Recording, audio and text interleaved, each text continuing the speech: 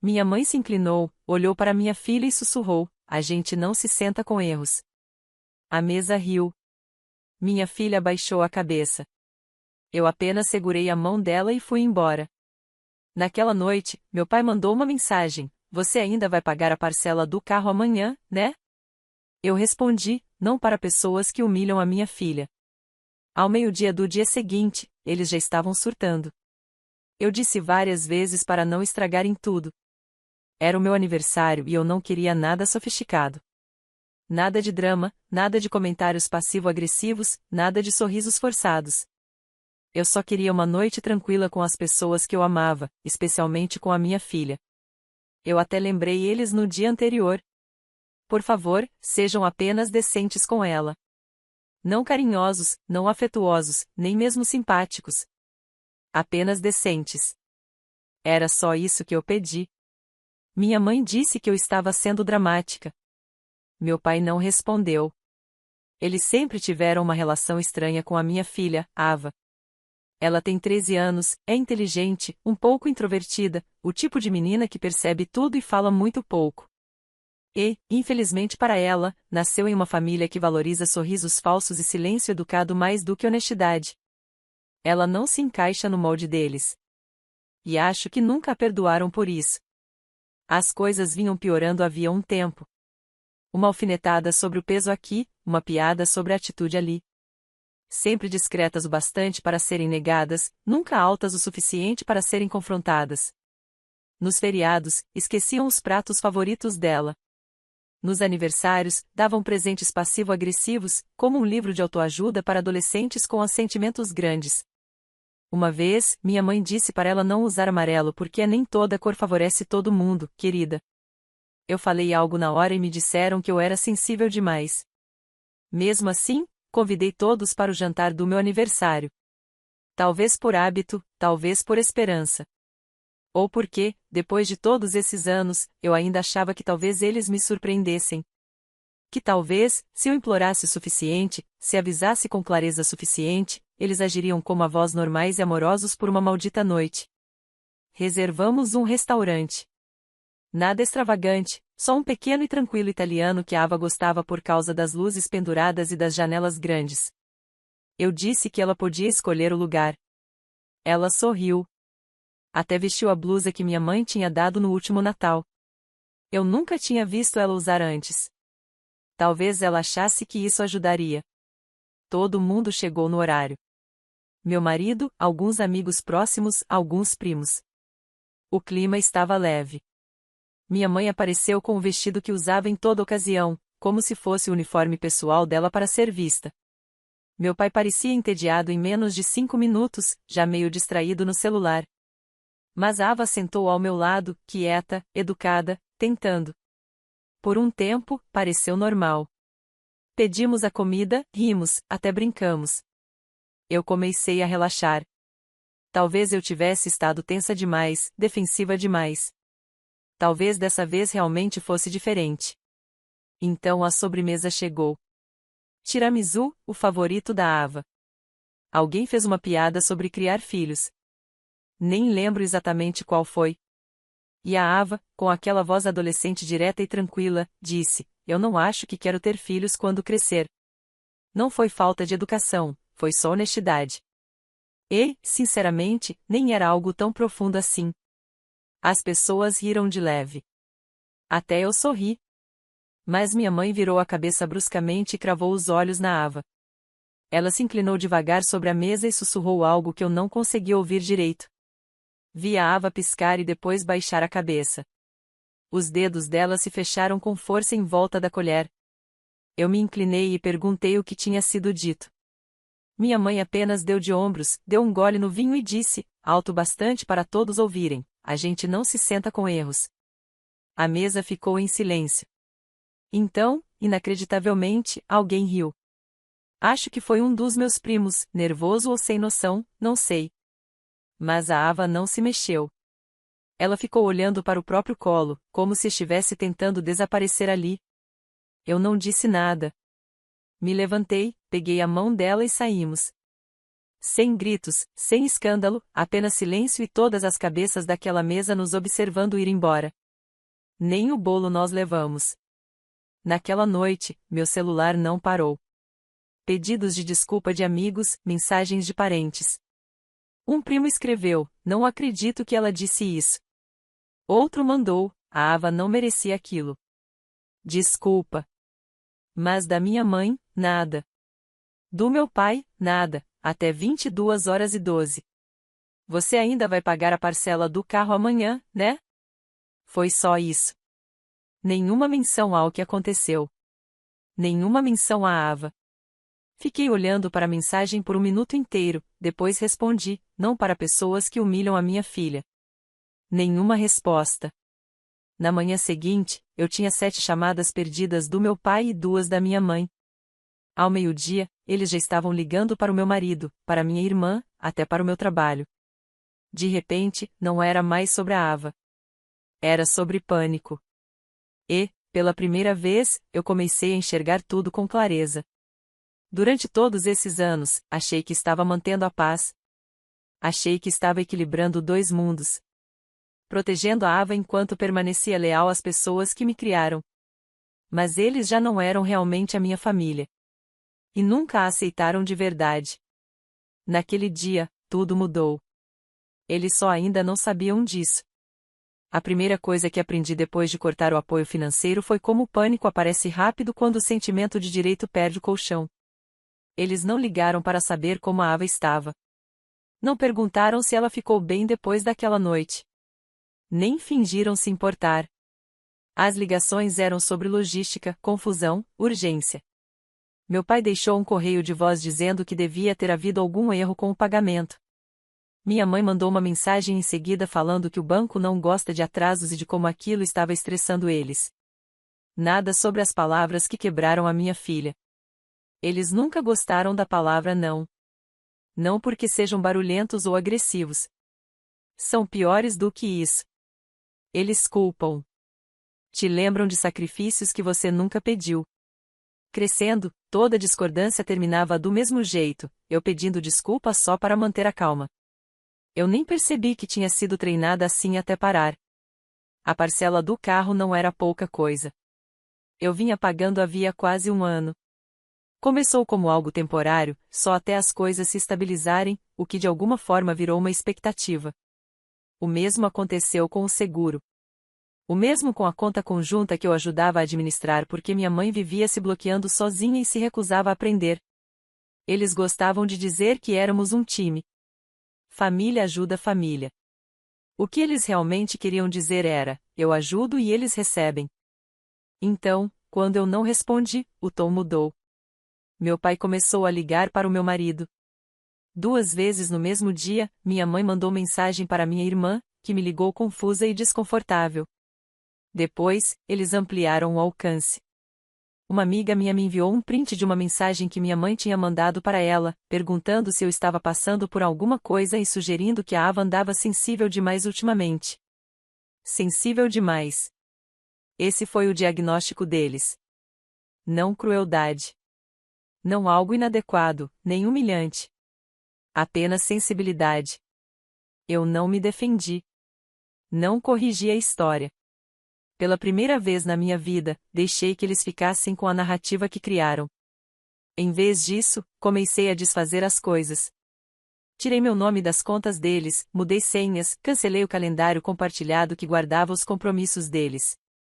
Parei de recarregar o cartão de combustível que eu tinha dado ao meu pai porque ele odiava lidar com aplicativos. Não anunciei nada disso. Simplesmente parou. E eles perceberam rápido. Meu pai deixou outro correio de voz, a voz tensa, dizendo que não entendia por que eu estava punindo a eles por causa de um comentário. Um comentário. Como se não fossem anos de pequenos momentos empilhados uns sobre os outros. Como se a Ava não tivesse voltado da casa deles perguntando o que ela tinha feito de errado. Como se eu não tivesse passado noites tranquilizando minha filha, dizendo que adultos nem sempre são gentis, mesmo quando deveriam ser. A parte que mais doeu foi a facilidade com que eles a descartaram. Eles nunca disseram o nome dela. Nenhuma vez. Era sempre a menina, ou a sua filha, ou a criança. Como se usar uma linguagem distante deixasse tudo mais limpo. Como se apagasse a responsabilidade. Eu não retornei a ligação.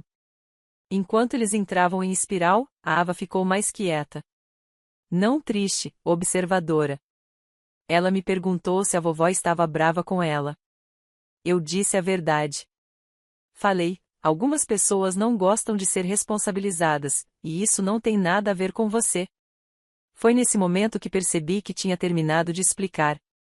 Passei anos traduzindo meus pais para minha filha, amenizando tudo, arrumando desculpas para que ela não se sentisse indesejada. E passei anos traduzindo minha filha para os meus pais, esperando que um dia eles escutassem. Eles nunca escutaram.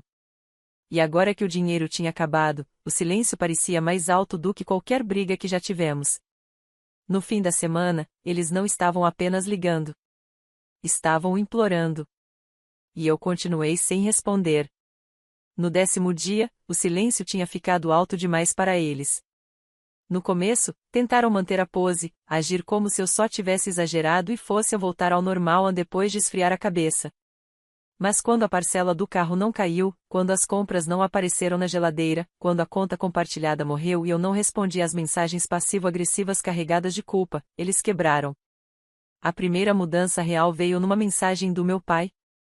2 frases, sem pontuação. Entendemos que você está ocupada e estressada. Não queremos aumentar isso. Tradução: por que você não está respondendo? Minha mãe veio em seguida com um daqueles textos longos e emocionais. Começava com "tenho pensado no que aconteceu" e depois virava um relato inteiro, tentando explicar como talvez o comentário dela tenha saído errado e como o humor nem sempre é interpretado da forma que a gente imagina. Ela ainda tentou puxar a carta da idade, dizendo que vinha de outra época. Nenhum pedido de desculpas, nenhuma responsabilidade assumida, só desculpas suaves e um arrependimento vago. Terminou com: a gente só quer que tudo volte ao normal. Normal. Como se o normal fosse eu passar a vida inteira controlando os danos que eles causavam, sorrindo enquanto isso. Eu não respondi. Naquele fim de semana, levei a Ava para sair. Só nós duas. Dirigimos 1 hora até um sebo que ela adorava, aquele com móveis desencontrados e um gato sonolento na vitrine. Deixei que ela escolhesse o que quisesse. Depois, sentamos num café tranquilo. Ela ficou encolhida no banco, as pernas dobradas embaixo do corpo, lendo o primeiro capítulo de um livro de fantasia que esperava havia meses. Em certo momento, ela levantou os olhos e perguntou: a vovó e o vovô estão bravos? Eu não respondi na hora. Ela continuou: eu não me arrependo do que eu disse no jantar. Não estava tentando ser grossa. Eu só falei o que eu sentia. Eu disse que sabia, e que ela não precisava pedir desculpa por ser honesta. Antes de irmos embora, ela fez mais uma pergunta: eu vou ter que ver eles de novo? Essa foi mais difícil. Eu disse que não, a menos que eles mudassem. Ela apenas assentiu, como se já soubesse a resposta, mas precisasse ouvir de mim. Quando chegamos em casa, vi que tinha 3 chamadas perdidas e 2 áudios. Um era do meu pai, curto, em pânico. Falava algo sobre o banco ligando, sobre precisar resolver seguro e multas por atraso. Disse que eles iam perder o carro e que tudo estava desmoronando por nada. Por nada.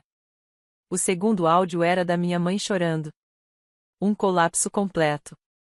Ela falou da pressão alta do meu pai, de como ele não estava dormindo, de como eles não acreditavam que eu estivesse fazendo isso com eles. Ainda assim, nada sobre a Ava. Nenhuma palavra. E foi aí que eu soube que eles não estavam realmente chateados pelo que fizeram. Estavam chateados porque houve consequências. Eles sentiam falta do acesso, do controle. Do conforto silencioso de saber que eu sempre apareceria no último minuto para consertar tudo, pagar a conta, resolver o problema, suavizar o clima com a minha filha e fingir que ainda éramos uma família. Aquilo tinha acabado, e eles estavam em desespero. Depois disso, tentaram outros caminhos. Minha irmã ligou dizendo que eles realmente não estavam bem. Um primo entrou em contato para ver como eu estava e comentou casualmente como aquilo devia estar sendo difícil para minha mãe. Minha mãe, que humilhou minha filha em público, riu e depois insistiu ainda mais. Todo mundo continuava agindo como se a situação fosse complexa. Não era. Uma mulher adulta olhou uma menina de 13 anos nos olhos e disse, na frente de uma sala cheia de gente, que ela era um erro. Isso não é algo que se resolve com uma lembra dessa foto de 1997? Eu não respondi a nenhum deles. Fiquei em silêncio. Mantive o foco na Ava. Comecei a repensar tudo, feriados, tradições, obrigações compartilhadas. Olhei ao redor e percebi o quanto da minha vida adulta estava estruturada em torno de pessoas que não tinham conquistado aquele espaço. Eu ainda não tinha cortado contato totalmente. Ainda não. Mas os muros estavam subindo e, pela primeira vez, eu não estava procurando a porta de volta. Eu estava conferindo as trancas. A terceira semana foi quando eles pararam de fingir simpatia. Até então, tudo tinha sido manipulação em nível baixo. Áudios pingando culpa, mensagens fingindo preocupação, fotos antigas enviadas como se fossem feitiços para me amolecer. Mas o dinheiro não estava voltando, e eu não cedia. Foi aí que tudo mudou. Era uma terça-feira à tarde, estava chovendo. A Ava estava na escola e eu tentava terminar o trabalho quando ouvi batidas fortes na porta da frente. Não era uma batida comum, era um soco impaciente, com a mão inteira. Eu congelei e espreitei pela janela. Era meu pai. Ele tinha aparecido. Eu não abri a porta. Não disse uma palavra. Ele ficou ali por um tempo, mudando o peso de um pé para o outro, murmurando sozinho, depois mais alto, Kelly, vamos lá. Isso é ridículo. Vamos conversar. Eu permaneci fora da vista. Por fim, ele enfiou alguma coisa na caixa de correio e foi embora. Era uma pasta cheia de documentos de empréstimos, impressões das parcelas do carro, avisos de atraso, contas rabiscadas em guardanapos mostrando o quanto eles estavam devendo. No fundo, um post-it amarelo, isso tudo por causa de um comentário idiota. Nenhum pedido de desculpas, nenhuma compreensão. Só desespero disfarçado de confusão. Eu não respondi. 2 dias depois, descobri que eles tinham feito algo pior. Ligaram para a Ava. Usaram o celular antigo da minha mãe, um número que eu tinha esquecido que a Ava ainda tinha salvo. Eu nem soube da ligação até a Ava bater na porta do meu quarto naquela noite. Ela parecia estranhamente calma. A vovó me ligou, ela disse. Eu encarei. O que ela disse? Disse que sentia minha falta. Depois falou que família perdoa a família e que não quis machucar meus sentimentos. Aí perguntou se eu queria ir lá no próximo fim de semana. Eu me senti enjoada, como se algo não dito tivesse acabado de se romper. Você disse que sim? A Ava balançou a cabeça. Eu disse que tinha lição de casa. Depois, ela mesma bloqueou o número, por conta própria. Mas eu não consegui deixar aquilo passar. Eles não tinham apenas cruzado um limite. Tinham passado por cima de mim. Sabiam que não conseguiam mais chegar até mim, então foram atrás da única pessoa que achavam que ainda poderia ouvir, uma criança, a própria neta deles. Na manhã seguinte, recebi uma mensagem da minha mãe, eu falei com ela. Ela claramente não está tão abalada quanto você acha. Talvez seja a hora de você parar de projetar seus problemas nela. E foi aí que eu enxerguei tudo com clareza. Isso não era um mal-entendido. Nunca foi. Era controle. Eles reescreviam a história para continuarem no papel de vítimas, enquanto a Ava e eu éramos apenas personagens que eles trocavam quando lhes convinha. Eles achavam que, se colocassem a Ava do lado deles, eu cederia. Em vez disso, algo virou uma chave dentro de mim que eu nem sabia que existia. Naquela noite, eu desmontei tudo. Cortei até o último vínculo financeiro.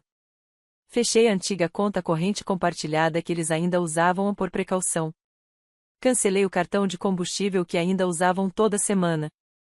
Bloqueei o acesso ao portal da farmácia que eu gerenciava para as receitas da minha mãe. Troquei as fechaduras. Tirei a chave reserva debaixo da pedra falsa no jardim. Depois, contei a verdade para a Ava. Disse que eles vinham ligando, mandando mensagens, tentando chegar até mim, e que agora tinham tentado passar por ela.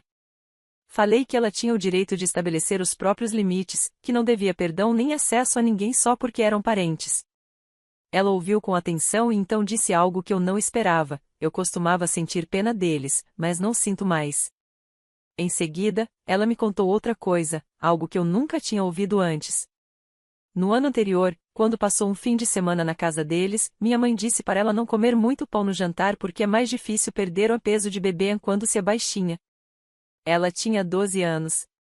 Nunca me contou. Achou que aquilo só ia causar uma briga. E provavelmente estava certa. Eu fiquei ali, segurando aquela história, percebendo que eu tinha medo de balançar o barco enquanto a minha filha estava se afogando em silêncio. Na manhã seguinte, enviei uma última mensagem. Texto em grupo. Para os dois. Se vocês quiserem fazer parte da vida da Ava, falem comigo. Peçam desculpas a ela. Não uma desculpa vaga, mas um pedido de desculpas de verdade. Expliquem-se e sejam sinceros. Caso contrário, não entrem em contato com nenhuma de nós novamente. 2 dias se passaram. Então veio a resposta da minha mãe: não vamos ser manipulados a assumir algo que não fizemos. Amamos a Ava, mas não vamos nos humilhar só porque você está emocional. E foi isso. Nenhum pedido de desculpas, nenhuma responsabilidade, nenhuma intenção de mudar. Apenas a confirmação de tudo que eu já sabia. Eles não a amavam. Não de verdade. Eles amavam a versão dela que podiam controlar. E quando isso não funcionou, se voltaram contra nós duas.